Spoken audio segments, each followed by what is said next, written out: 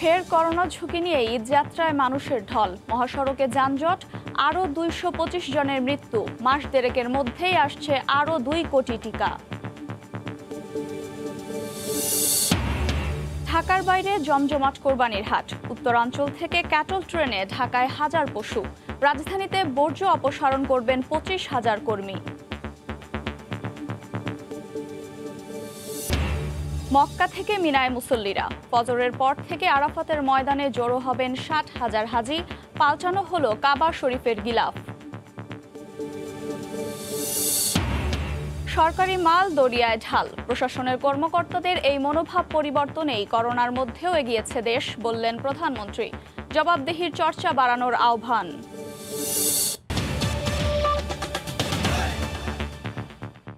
দেখছিলেন শিরোনাম, প্রবাসের সময়ের সঙ্গে আছি আমি আফরোজা মৌটুসী। ফের করোনার ঝুঁকি নিয়ে ঈদযাত্রায় মানুষের ঢল নেমেছে। লঞ্চে গাদাগাদি করে ফিরছেন দক্ষিণাঞ্চলবাসী। মহাসড়কেও যাত্রী চাপ বাড়ায় তৈরি হচ্ছে যানজট। রাজধানীর টিকিট কাউন্টার থেকে নির্ধারিত সময় গাড়ি না ছাড়ায় যাত্রী ভোগান্তি চরমে উঠেছে। দ্বিগুণ দামে টিকিট বিক্রি করলেও পাশাপাশি আসনে বসানো হচ্ছে যাত্রীদের। একই চিত্র ট্রেনেও। ঈদযাত্রার চতুর্থ দিন রোববার বিকেল থেকেই সদরঘাটের প্রতিটি পন্টুন ছিল ঘরমুখ মানুষের ঠাসা। গায়ে গায়ে মিলে যে যেভাবে পেরেছেন ওঠেন নিজ নিজ এলাকার লঞ্চে। মাস্ক থাকলেও যেখানে ছিল না সামাজিক দূরত্বের ছিটে ফোটাও। লঞ্চের ভেতরে ডেকের দৃশ্য ছিল আরও ভয়াবহ। প্রত্যেক যাত্রীর দুই পাশে ৩ ফুট করে জায়গা ফাঁকা রাখার কথা থাকলেও বাস্তবে তা কোনো লঞ্চেই দেখা যায়নি। অনেক যাত্রী অভিযোগ করেন ভাড়া ৬০% বেশি নিলেও ডেকে যাত্রী বহন করেছে ২ থেকে ৩ গুণ বেশি। লঞ্চে ওঠার সময় দেখলাম যে একজনের গায়ের ভিতরে একজন গাদাগাদি করে উঠতেছে।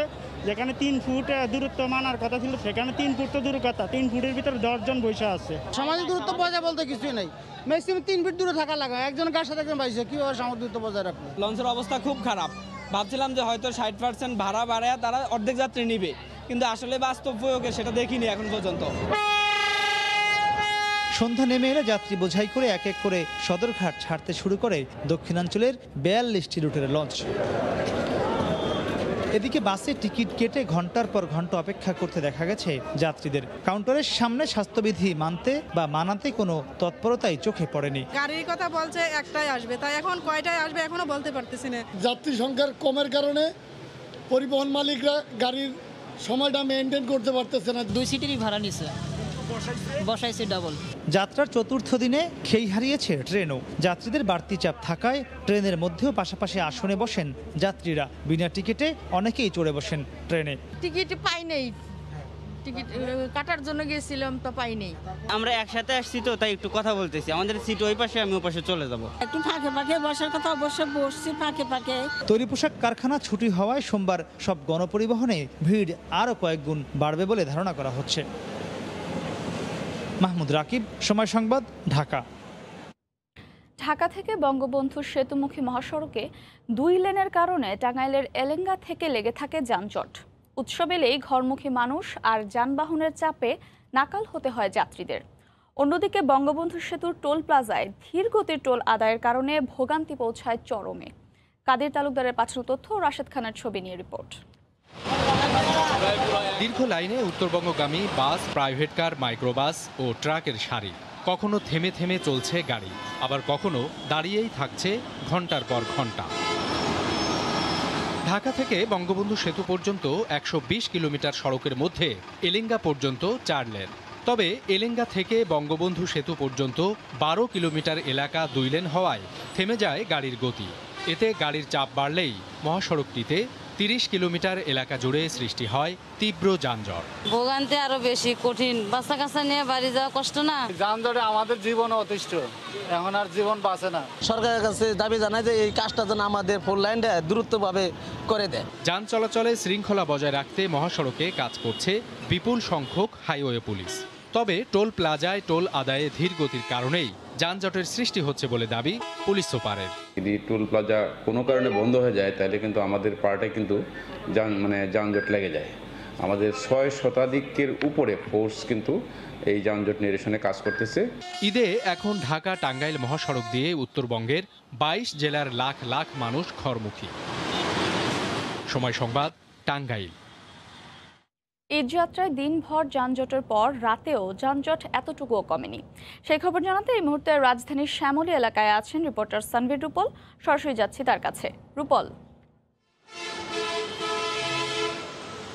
মৌটুসী, তীব্র যানজটের সৃষ্টি হয়েছে রাজধানীর আমিনবাজার থেকে শুরু করে এই যানজটটি এখন পৌঁছে গেছে আসাদ গেট আছে সেই আসাদ গেট পর্যন্ত, এবং কখনো কখনো আসাদ গেট ছাড়িয়েও তারপরেও কিন্তু পৌঁছে যাচ্ছে এই যানজট।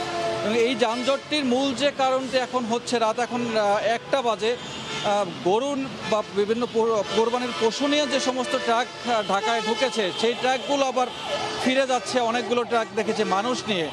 আবার কেউ কেউ দূরপাল্লার বাসে করে যেতে না পেরে তারা কিন্তু লোকাল যে বাসগুলো আছে সেই বাসে চড়ে তাদের গ্রামের উদ্দেশ্যে রওনা হয়েছেন, যার ফলে একটি তীব্র যানজটের সৃষ্টি হয়েছে। এবং সামনেই এই রাস্তার সামনেই হচ্ছে গাবতলী কোরবানির পশুর হাট, সেই পশুর হাটের কারণে যানজটটি কিন্তু আরও তীব্র হচ্ছে। একদিকে পণ্যবাহী ট্রাক, অন্যদিকে পশু বোঝাই করে যে ট্রাকগুলো এসছে সেগুলো ফেরত যাওয়ার তারা, আবার আরেক দিকে হচ্ছে মানুষ যাওয়ার তারা। সব মিলে এই সব কারণেই হচ্ছে এই তীব্র যানজটটি, এবং এই যানজটটি আসলে কখন ছাড়বে সেটি আসলে বলা যাচ্ছে না। কারণ কিছুক্ষণ আগে যে যানজটটি দেখেছিলাম সেই যানজটটি এখন কিছুটা কখনো কখনো সিগন্যালে কিছুটা কমে, কিন্তু কমলেও গাড়ির যে তীব্রতা বা গাড়ির যে চাপ আছে সেই গাড়ির চাপ কিন্তু সামাল দিতে হিমশিম খেতে হচ্ছে। তবে রাস্তার ঠিক অপর পাশের যে আরেকটি রাস্তা আছে সেটি হচ্ছে ফেরার ঢাকায় ঢোকার মুখের যে রাস্তা, সেই রাস্তাটি কিন্তু কোনো যানজট নাই, একদমই ফাঁকা বলা চলে। তো সেই রাস্তাটি ফাঁকা হলেও অন্যদিকের রাস্তাটি পুরো একদম থমকে আছে এবং আটকে আছে। কখনো কখনো ছাড়ছে সিগন্যালে, এবং সেই সিগন্যালটিও বেশিক্ষণ ছেড়ে রাখতে পারছেন না ট্রাফিক। এবং ট্রাফিক যারা আছেন বা এখানে ট্রাফিক পুলিশ সার্জন যারা আছেন তারা কিন্তু দায়িত্ব পালন করে যাচ্ছেন। এবং এই যানজটটি উপেক্ষা করে, এই যানজটটি ছাড়িয়ে যারা বাড়ি পৌঁছানোর জন্য রওনা হয়েছেন তাদেরকে কিন্তু ভোগান্তির পোহাতেই হচ্ছে। এবং এই বিশেষ করে উত্তরবঙ্গগামী যে সমস্ত লোকজন তারা বাড়ি যাওয়ার উদ্দেশ্যে রওনা হয়েছেন তাদের কিন্তু ভোগান্তির কোনো শেষ নেই। এবং আপনি দেখতে পাচ্ছেন যে আমার পেছনে যে ট্রাকগুলো আছে সেই ট্রাকগুলোতে কিন্তু গাদাগাদি করে মানুষজন যাচ্ছেন, এবং সেখানে করোনাকালীন এই সংকটের যে তীব্রতা আছে সেই করোনাকালীন তীব্রতার মধ্যে যে স্বাস্থ্যবিধি মানার যে কথা বলা হচ্ছে সেই স্বাস্থ্যবিধি মানার মতো কোনো উপায় কিন্তু নেই। তার উপরে গরম, সেই সব কিছু মিলে একটি হসপস অবস্থা তৈরি হয়েছে এখন রাস্তায়। তো আগামী আরও 2 দিন আছে, বাকি আছে ঈদের, এবং এই তীব্রতা এবং এই যে চাপ সেই চাপটি আসলে কতটুকু ভোগান্তির শিকার হতে হবে মানুষজনের সেটি কিন্তু আসলে বলা যাচ্ছে না। তো এখনও পর্যন্ত শ্যামলী থেকে এই ছিল আমার কাছে সবশেষ খবর। ফিরে যাচ্ছি স্টুডিওতে। রাজধানীর শ্যামলী এলাকা থেকে এতক্ষণ সরাসরি যুক্ত ছিলেন সহকর্মী সানভীর রূপল। দেশে করোনার ৩য় ঢেউ শুরুর পর থেকেই আক্রান্ত ও মৃত্যুর রেকর্ড হচ্ছে প্রায় প্রতিদিনই। দেশে সবশেষ রোববার মারা গেছেন 225 জন, শনাক্ত হয়েছেন 11,578 জন। আইসিইউ, অক্সিজেন আর শয্যা সংকটে বেসামাল হাসপাতালগুলো। রিপোর্টার ও জেলা প্রতিনিধিদের পাঠানো তথ্য ছবিতে রিপোর্ট। করোনায় মৃত্যু আর সংক্রমণের হার বেড়েই চলেছে। জেলা শহর থেকে শুরু করে গ্রাম অঞ্চলে বিপজ্জনক গতিতে ছড়াচ্ছে সংক্রমণ। আইসিইউ সংকটে মুমূর্ষু রোগীরা প্রতিদিনই প্রাণ হারাচ্ছেন। অক্সিজেনের খোঁজে হাসপাতাল থেকে হাসপাতালে ছুটোছুটি করছেন স্বজনরা। আপ্রাণ চেষ্টার পরও ফিরে না পাওয়া প্রিয়জনের মৃত্যুতে হাসপাতালগুলোতে থামছে না আহাজারি।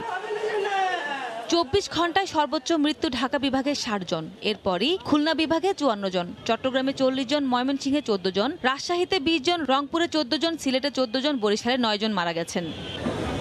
দক্ষিণ পশ্চিমাঞ্চলের বৃহত্তম খুলনা নগরীতে মৃত্যুর ঊর্ধ্বগতি কোনো মতেই থামানো যাচ্ছে না। 4টি কোভিড হাসপাতালে একদিনেই প্রাণ হারান 11 জন। ইমার্জেন্সি আইসিইউতে দেওয়া লাগতেছে, কোনো জায়গায় আইসিইউ নেই। আল্লাহ যদি এখন সহায় হয় তাহলে আইসিইউ পাইতে পারি। করোনা পরিস্থিতি বেসামাল ময়মনসিংহেও, আইসিইউ সংকট ভয়াবহ। 24 ঘন্টায় করোনা ইউনিটে 6 জন মারা গেছেন। আইসিইউর জন্য চেষ্টা করছি, কিন্তু এখানে তো ফাঁকা নাই। এখন ডাক্তাররা বললো যে আপনারা ঢাকায় চেষ্টা করেন। আশঙ্কাজনকভাবে রোগীর সংখ্যা অনেক বেশি বেড়ে গেছে। এখন অধিকতর জটিল, সিভিয়ার, ক্রিটিক্যালি ইল পেশেন্টগুলো বেশি ভর্তি হচ্ছে। করোনা পরিস্থিতি উদ্বেগজনক পর্যায়ে পৌঁছেছে উত্তরের জেলা বগুড়ায়। গত 24 ঘন্টায় জেলায় 8 জনের মৃত্যু হয়েছে। শুধু অক্সিজেনের অভাবেই লোকটা মারা গেছে। আইসিইউ সাপোর্টের দরকার, পাচ্ছি না আমরা। শয্যা বাড়িয়েও চাপ সামলাতে টালমাটাল রাজশাহী মেডিকেল। গত 24 ঘন্টায় হাসপাতালটির কোভিড ইউনিটে মারা গেছেন 4 জন। প্রচুর অক্সিজেনের অভাব হচ্ছে, কিন্তু ব্যাপক খারাপ অবস্থার ভিতরের দিকে 2টা রোগী মারা গেল, এই 2টা আইসি খালি হয়ে দিকে বলে। একদিনে দক্ষিণ পশ্চিমাঞ্চলের 3 জেলায় করোনায় মারা গেছেন 25 জন, এর মধ্যে শুধু কুষ্টিয়াতেই 15 জন।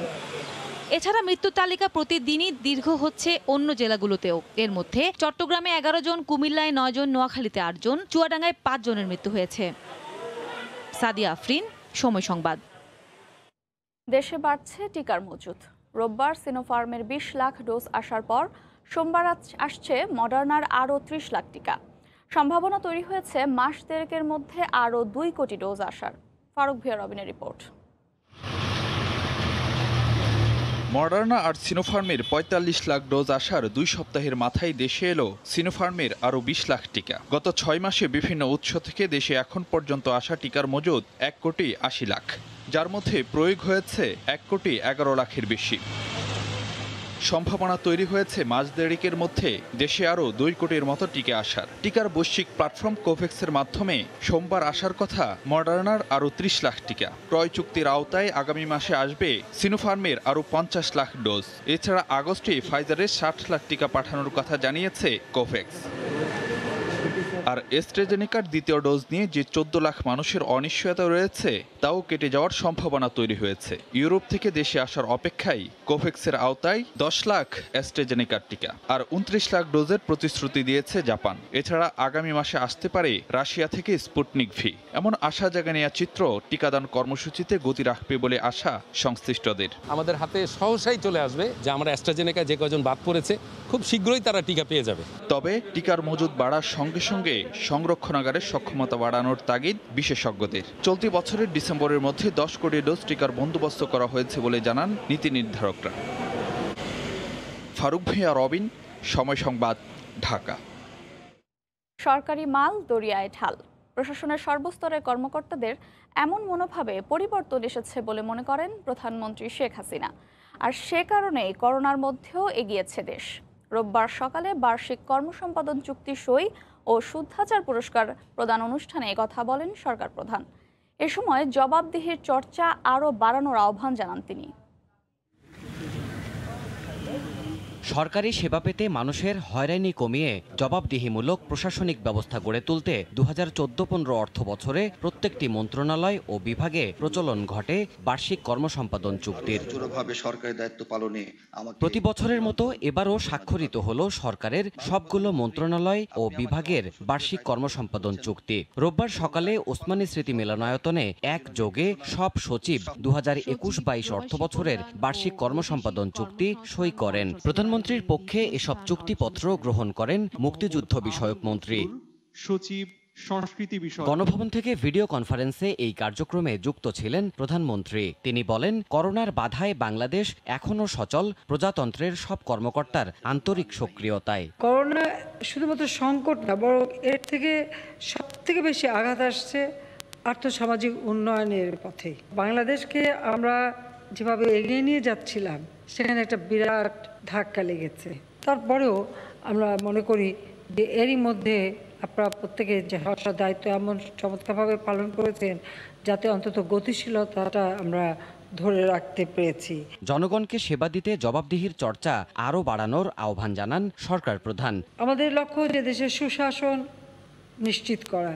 আগে যেমন সরকারি মাল দরিয়ামে ঢালাটা ভাবছিল, সেটা নেই। আজকে প্রত্যেকে কিন্তু নিজে নিজে কাজটাকে নিজের বলে গ্রহণ করছেন। যারা যেখানে দায়িত্বরত আছেন আপনারা একটু চেষ্টা করবেন মানুষকে বুঝাতে এবং তারা যেন এই মাস্কটা পরে। সবাইকে নিরাপদে থাকার আহ্বান জানিয়ে শেখ হাসিনা বলেন, ভ্যাকসিনের নিশ্চয়তা সবার জন্যই। কোনো মানুষ যেন ভ্যাকসিন থেকে বাদ না থাকে। দেবাশিস রায়, সময় সংবাদ, ঢাকা। ঢাকার বাইরে জমে উঠেছে কোরবানির পশুর হাট। রাজধানীর কোরবানির হাটেও বাড়ছে ক্রেতা সমাগম। ক্রেতারা যে দাম হাঁকছেন তাতে পশু লালন পালনের খরচও উঠে আসছে না বলে দাবি বিক্রেতাদের। যদিও ক্রেতারা বলছেন দাম বেশি। স্বাস্থ্যবিধি না মানা হলে হাট বন্ধ করে দেওয়ার হুঁশিয়ারি দিয়েছেন উত্তরের মেয়র। এদিকে পশুর হাট ঘিরে যে কোনো অপরাধ নিয়ন্ত্রণে আইনশৃঙ্খলা রক্ষা বাহিনী মাঠে কাজ করছে বলে জানিয়েছেন র্যাব মহাপরিচালক। নবাব, রাজা, বাদশাহ, লালপাহাড় এমন সব বাহারি নামের ফ্রিজিয়ান, ব্রাহ্মা ও দেশি জাতের কোরবানির পশু নিয়ে রাজধানীতে এসেছেন বিভিন্ন জেলার খামারিরা। দাম হাঁকছেন 10 থেকে 15 লাখ টাকা, কিন্তু মিলছে না ক্রেতা। এলাকার টাকা 10,000 টাকা প্রতি গরুতে কম। 3 বছর মানে লালন পালন করছে, তাতে মানে যে টাকা দাম বলছে মানে আমার খরচ উঠবে না। মাঝারি ও ছোট আকারের পশুতেও দাম না পাওয়ার অভিযোগ মৌসুমী ব্যবসায়ীদের। যদিও ক্রেতারা বলছেন করোনার মধ্যে দাম বেশি চাচ্ছেন পশু বিক্রেতারা। যে গরু আমার পছন্দ 2 লাখ টাকা বা 2 লাখ টাকার ভিতরে, ওগুলো তারা দাম চাচ্ছে 3.5-3 লাখ টাকা। গরুর দামটা একটু বেশি মনে হচ্ছে এবং তারা চাচ্ছে আর কি বেশি দামে বিক্রি করার জন্য। মাঝারি গরুগুলো আগে 65-70 মধ্যে নেওয়া যেত, এবার সেগুলো আপনার দাম 1 লাখ টাকা চাচ্ছে, 90,000 টাকা চাচ্ছে, 75-80 নিচে পাওয়া যাচ্ছে না। এদিকে রাজধানীর পশুর হাটগুলো পরিদর্শন শেষে ট্রাকে চাঁদাবাজি বন্ধ সহ যে কোনো অপরাধ নিয়ন্ত্রণে মাঠ পর্যায়ে কঠোর অবস্থানের কথা জানায় র্যাব। আপনাদেরকে আমি রিকোয়েস্ট করব, যারা গরুর ব্যবসায়ী আছেন, আপনারা আপনাদের ট্রাকের সামনে অথবা নৌপথে যাতায়াত করলে নৌকাতে আপনার গন্তব্যস্থল কোথায় একটা বড় ব্যানারে উল্লেখ করুন, যাতে করে আপনাকে মাঝপথে কেউ যদি ঠেকিয়ে কোনো হয়রানি করতে চায় বা অন্য কোথাও নামাতে চায়, আমরা আপনাদের সেবায় নিয়োজিত থাকব। এবছর অনলাইনে পশু কেনায় ও জাল টাকায় প্রতারণার শিকার হলে তাৎক্ষণিক র্যাবকে জানানোর কথা বলে সংস্থাটি। কাজল আব্দুল্লাহ, সময় সংবাদ, ঢাকা। দেশের বিভিন্ন প্রান্ত থেকে 3টি ক্যাটল ট্রেনে 1000-এরও বেশি কোরবানির পশু এসেছে ঢাকায়। ঈদুল আজহা উপলক্ষে কোরবানির পশু পরিবহনের জন্য বাংলাদেশ রেলওয়ের ক্যাটল স্পেশাল নামে 3টি ট্রেন রোববার ভোররাত থেকে ঢাকায় আসতে শুরু করে। উত্তরের জেলা চাঁপাইনবাবগঞ্জ, রাজশাহী, নাটোর, জামালপুর ও ময়মনসিংহ থেকে পশু ঢাকায় নিয়ে আসা হয়। 3টি ট্রেনে 8 শতাধিক গরু ও 2 শতাধিক ছাগল আনা হয়। ঢাকায় আনতে গরু প্রতি খরচ পড়েছে 580 টাকা। অল্প খরচে ঢাকায় পশু আনতে পেরে খুশি খামারি ও ব্যবসায়ীরা।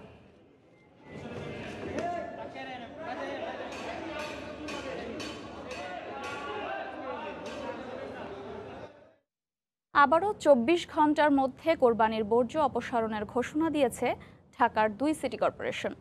সে লক্ষ্যে এরই মধ্যে কাজও শুরু দিয়েছেন তারা। বর্জ্য অপসারণে ঢাকা উত্তর ও দক্ষিণ সিটি মিলিয়ে কাজ করবেন প্রায় 25,000 পরিচ্ছন্নতা কর্মী। একসময় ঢাকার রাস্তায় ঘন্টার পর ঘন্টা পড়ে থাকতো কোরবানির পশুর বর্জ্য। আবর্জনার স্তূপ থেকে ছড়াতো দুর্গন্ধ আর নানা ধরনের জীবাণু। সিটি কর্পোরেশনের উদাসীনতার খেসারত দীর্ঘদিন দিয়েছেন নগরবাসী। কিন্তু গেল কয়েক বছরে পাল্টে গেছে এই চিত্র। ঈদুল আজহার 24 ঘন্টা না পেরোতেই বর্জ্য অপসারণে ঢাকার 2 সিটির সক্রিয় ভূমিকা নজর কেড়েছে সবার। এবারও তাই বাসিন্দাদের প্রত্যাশা, মহামারীকালে নির্দিষ্ট সময়ের আগেই পরিচ্ছন্ন হবে নগর। বর্জ্য যাতে নানা জায়গায় না ছড়ায়, এমনি করোনার সময় যত তাড়াতাড়ি নিতে পারে তত এটার সুযোগ হবে। বিগত 2 বছর যাবতে সিটি কর্পোরেশন 24 ঘন্টার মধ্যে বর্জ্য অপসারণ করছে। এই বছরও চাই এরকম কাজে দ্রুত গতি থাকুক। ম্যাক্সিমাম 1-1.5টার মধ্যে বর্জ্য অপসারণ করেন যে সবচেয়ে ভালো হয়। এরই মধ্যে ঢাকা উত্তর ও দক্ষিণ সিটি কর্পোরেশনের ওয়ার্ডে ওয়ার্ডে বর্জ্য ব্যবস্থাপনার কাজ শুরু করে দিয়েছেন কাউন্সিলররা। বিলি করছেন ব্যাগ ও ব্লিচিং পাউডার। সিটি কর্পোরেশনের আমার যারা পরিচ্ছন্ন কর্মী আছে তারা এগুলো নিয়ে যাবে এবং আমরা ডেটলও দিচ্ছি প্লাস ব্লিচিং পাউডার দিচ্ছি যাতে দুর্গন্ধটা না আসে। বর্জ্য ফেলার ব্যাগ দেওয়া হচ্ছে, সেই ব্যাগে কোরবানির পশুর বর্জ্য ফেলুন। যেখানে সেখানে না ফেলে সিটি কর্পোরেশনের দেয়া ব্যাগে বর্জ্য রাখার অনুরোধ জানিয়ে এবারও 24 ঘন্টার মধ্যে ঢাকাকে পরিষ্কার করার ঘোষণা দেন উত্তর সিটির মেয়র আতিকুল ইসলাম। 24 ঘন্টার মধ্যে আমাকে নিশ্চিত করতেই হবে যে পলিব্যাগ দেওয়া হয় বর্জ্যটাকে রাখার জন্য, সেই বর্জ্যটাকে আমরা রাস্তায় ফেলে দিই আর পলিব্যাগটা দিয়ে আমরা মাংসকে প্যাকিং করি। তিনি জানান 6 লাখ ব্যাগ বিতরণ করা হবে পুরো উত্তর সিটিতে। আর বর্জ্য অপসারণে মাঠে থাকবে 11,000 পরিচ্ছন্নতা কর্মী। একই ধরনের প্রস্তুতির কথা জানিয়েছে ঢাকা দক্ষিণ সিটি কর্পোরেশনও। বেলায়েত হুসাইন, সময় সংবাদ, ঢাকা। প্রবাসের খবর। পবিত্র ঈদুল আজহাকে সামনে রেখে সৌদি আরবে জমে উঠেছে কোরবানির পশুর হাট। সৌদি নাগরিকদের পাশাপাশি প্রবাসী বাংলাদেশিরাও পশু কিনতে ভিড় জমাচ্ছেন হাটগুলোতে। তবে অন্যান্য সময়ের তুলনায় এবার দাম কিছুটা বেশি বলে জানিয়েছেন প্রবাসীরা। বিস্তারিত আলমামুন শিপনের রিপোর্টে। জেদ্দার মূল শহর থেকে কিছুটা দূরে আল খোমরা নামক স্থানে বিশাল জায়গার উপর স্থায়ীভাবে বসানো হয়েছে এই পশুর হাট। সিটি কর্পোরেশন কর্তৃক পরিচালিত এই হাটে মিলছে বিভিন্ন প্রজাতির গরু ছাড়াও ছাগল, দুম্বা, এবং ওট। প্রতিদিন স্থানীয় সময় সকাল 8টা থেকে রাত 8টা পর্যন্ত খোলা থাকে এসব হাট। আর এই ব্যবসায়ের সঙ্গে জড়িত রয়েছেন বহু প্রবাসী বাংলাদেশিও। খুব ভালো একটা গরু, আমরা নিজেদের সামর্থ্য অনুযায়ী একটা গরু নিতে পারছি। মনে হচ্ছে যে আমি সেই ছোটবেলায় সেই গরু বাজারে যাইতাম, তা আমার কাছে খুব ভালো লাগছে। তো গত বছরের তুলনায় এই বছরে আলহামদুলিল্লাহ গরু অনেক ভালো। তবে দাম এবার কিছুটা বেশি থাকায় দীর্ঘক্ষণ ঘুরেও পছন্দ মতো পশু কিনতে না পেরে হতাশ প্রবাসীরা। অন্যদিকে বিক্রেতারা বলছেন, করোনার কারণে বিভিন্ন দেশ থেকে পর্যাপ্ত পরিমাণ পশু না আসায় এবং খাবারের চড়া মূল্যের কারণেই এবার পশুর দাম অন্য বারের তুলনায় একটু বেশি। এখানে আমি গরু বিক্রি করি, আমার এখানে বাইরে থেকে অনেক ধরনের গরু আসতেছে। বাজার ঘুরে দেখা যায় যে দুম্বা করোনার আগের বছরগুলোতে দাম ছিল 700 থেকে 800 সৌদি রিয়াল, সেগুলো এখন বিক্রি হচ্ছে 1500 থেকে 2000 রিয়ালে।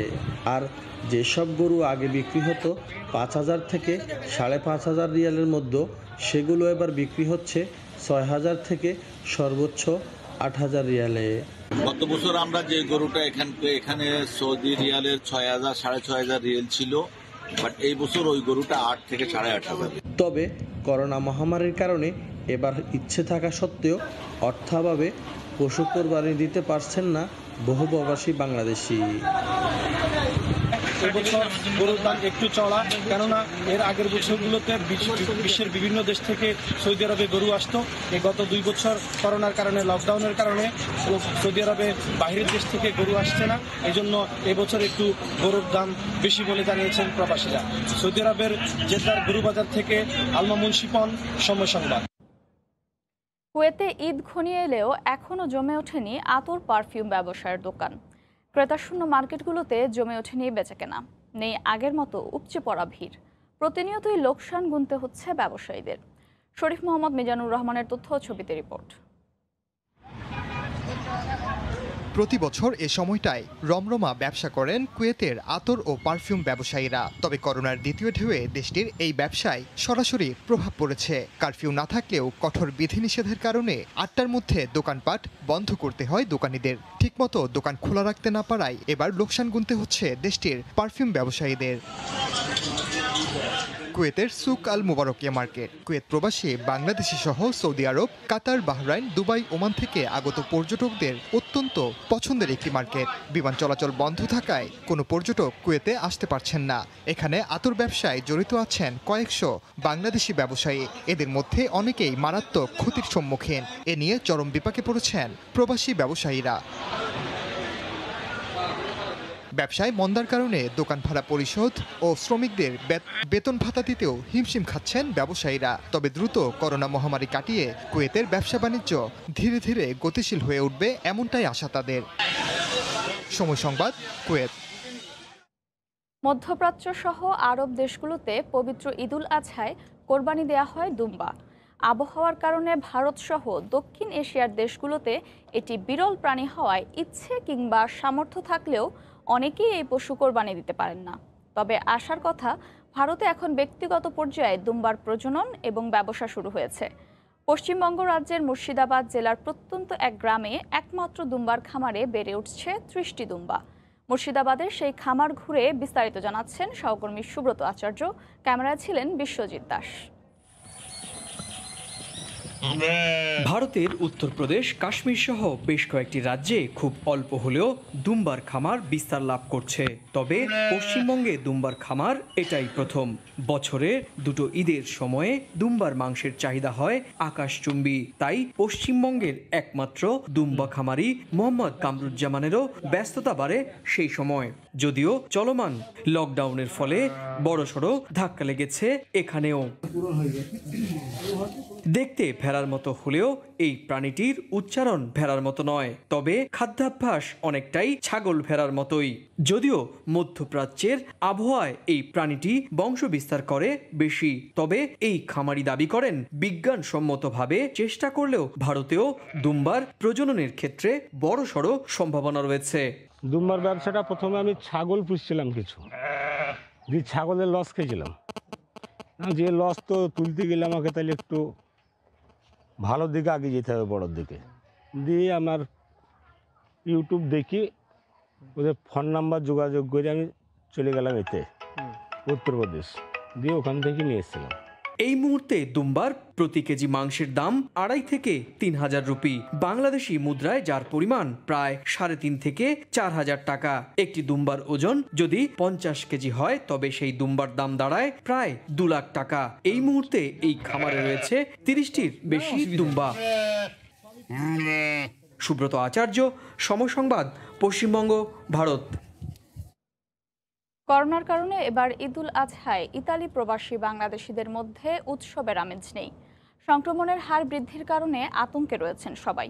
অর্থনৈতিক সংকটে নিমজ্জিত প্রবাসীরা অনেকটা সাদা মাটা ঈদ করবেন এবার। রোম থেকে জুমানা মাহমুদের রিপোর্ট। প্রতি বছর ঈদুল আজহায় দেশে এবং ইতালিতে বিপুল সংখ্যক প্রবাসী কোরবানি দিলেও করোনাকালে এবারের পরিস্থিতি পুরোটাই ভিন্ন। ইতালিতে আবারও করোনার সংক্রমণ বাড়ছে, সেই সাথে বাড়ছে অর্থনৈতিক সংকটও। বহু প্রবাসী শ্রমিক চাকরি হারিয়েছেন, বাংলাদেশে গিয়েও আটকা পড়েছেন কয়েক হাজার প্রবাসী। এসব কারণে এবারে অনেকেই কোরবানি দিতে পারছেন না। তবে সন্তানের খুশিতে যেন ভাটা না পড়ে, সেজন্য অনেকেই ছুটছেন তৈরি পোশাকের প্রতিষ্ঠানগুলোতে। সামনে কোরবানির ঈদ উপলক্ষে আসলে কেনাকাটা করতে আসলাম। যদিও আমাদের ইতালিতে খুব একটা সেইভাবে আমরা বাংলাদেশের মতন অনেক প্রোডাক্ট হয়তো পাইনি অনেক আগে, কিন্তু এখন নতুন নতুন অনেক উদ্যোক্তা আসছে, অনলাইন অনেক বিজনেস হচ্ছে। আমার সব কাস্টমাররা আলহামদুলিল্লাহ খুব খুশি। রুমের ভিতরে সব কাস্টমাররাও নিচ্ছে, প্লাস রুমের বাইরেও অনেক কাস্টমার আমার এখন আছে ঈদের জন্য।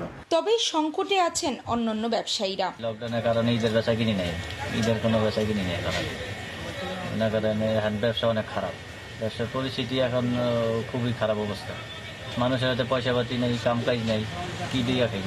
এদিকে করোনা সংক্রমণ বাড়লেও ইতালি সরকার প্রবাসীদের খোলা মাঠে ঈদ জামাতের অনুমতি দিয়েছে। রাজধানী রোমে বেশ কিছু খোলা মাঠে এবারও ঈদের জামাত অনুষ্ঠিত হবে। ঈদের প্রধান জামাত অনুষ্ঠিত হবে পিয়াৎসা ভিত্তোরিওতে। জুমানা মাহমুদ, সময় সংবাদ, রোম, ইতালি। করোনা মহামারীর কারণে দীর্ঘ 9 মাস বন্ধ থাকার পর আবারও খোলা হয়েছে ফ্রান্সের ঐতিহাসিক আইফেল টাওয়ার।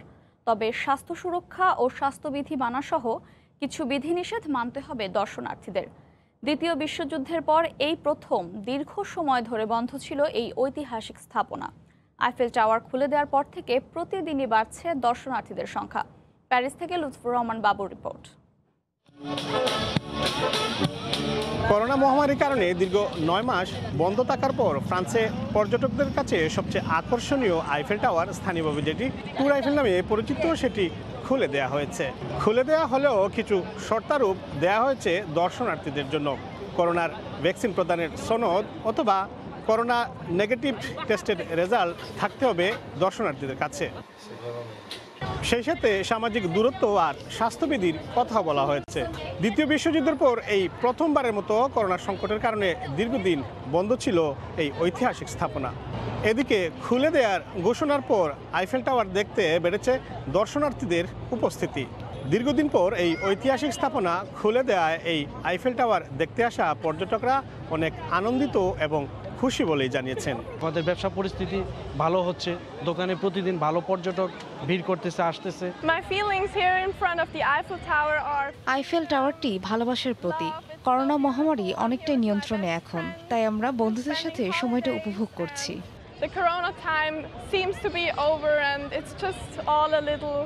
স্বাস্থ্য সুরক্ষা মেনেই আইফেল টাওয়ার দেখার সুযোগ পাবেন দর্শনার্থীরা।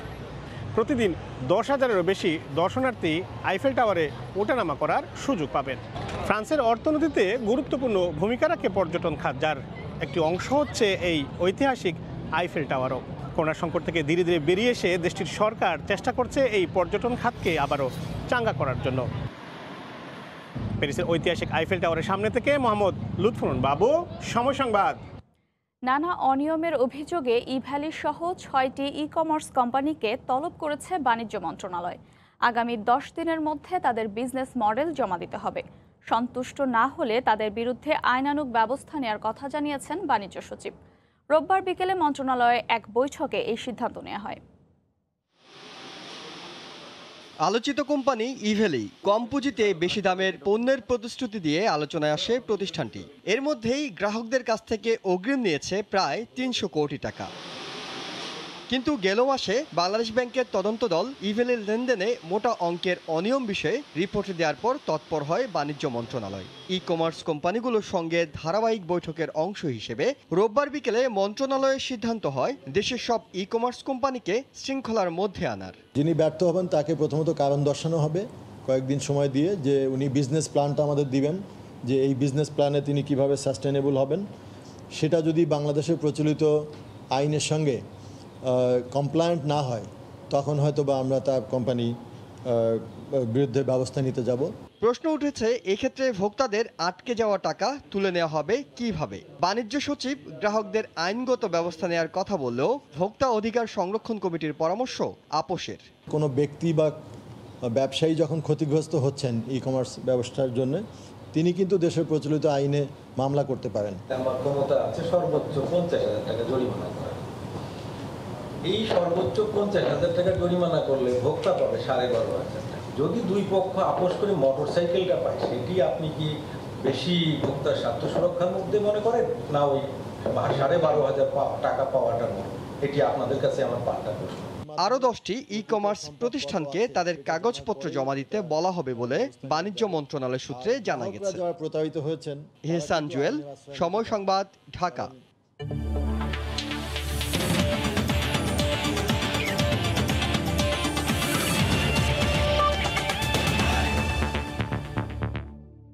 জিম্বাবুয়ে বাংলাদেশ ওয়ানডে সিরিজ প্রসঙ্গ। সাকিব আল হাসানের ব্যাটিং নৈপুণ্যে এক ম্যাচ হাতে রেখেই সিরিজ জিতল বাংলাদেশ। হারারেতে দ্বিতীয় ওয়ানডেতে জিম্বাবুয়েকে 3 উইকেটে হারিয়েছে টিম টাইগার্স। স্বাগতিকদের 240 রানের জবাবে শেষ ওভারে জয় নিশ্চিত হয় বাংলাদেশের। 96 রানে অপরাজিত থেকে ম্যাচ সেরা সাকিব। সিরিজ জয়ে বাংলাদেশ দলকে অভিনন্দন জানিয়েছেন রাষ্ট্রপতি ও প্রধানমন্ত্রী। এ পর্যায়ে শীর্ষ সংবাদগুলো জানিয়ে দিচ্ছি আরও একবার।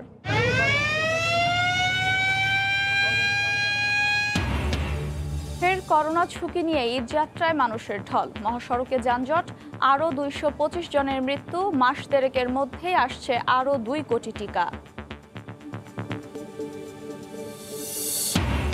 ঢাকার বাইরে জমজমাট কোরবানির হাট। উত্তরাঞ্চল থেকে ক্যাটল ট্রেনে ঢাকায় হাজারো পশু। রাজধানীতে বর্জ্য অপসারণ করবেন 25,000 কর্মী। মক্কা থেকে মিনায় মুসল্লিরা। ফজরের পর থেকে আরাফাতের ময়দানে জড়ো হবেন 60,000 হাজি। পাল্টানো হলো কাবা শরীফের গিলাফ। এই ছিল প্রবাসের সময়। সঙ্গে থাকুন সময়।